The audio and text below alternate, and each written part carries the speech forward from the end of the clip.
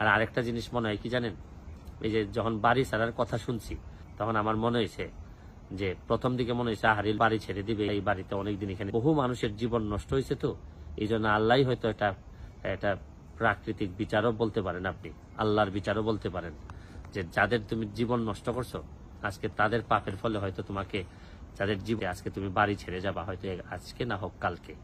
তো আমি বিশ্বাস করি যে আপনার কর্ম কখনোই আপনাকে ফেরত না দিয়ে যাবে না।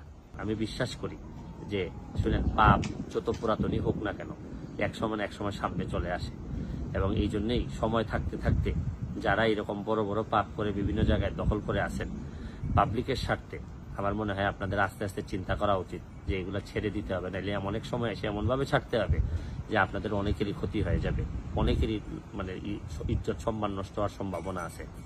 তাইলে কিন্তু বঙ্গবন্ধু সোনার বাংলাটা বানানো যেত। এবং আমরা যে প্রক্রিয়া এখন শুরু করছি, উন্নয়নের যে মহাসড়কে যাচ্ছি, এখানে সবচেয়ে বড় বাধা হচ্ছে গিয়ে দুর্নীতি।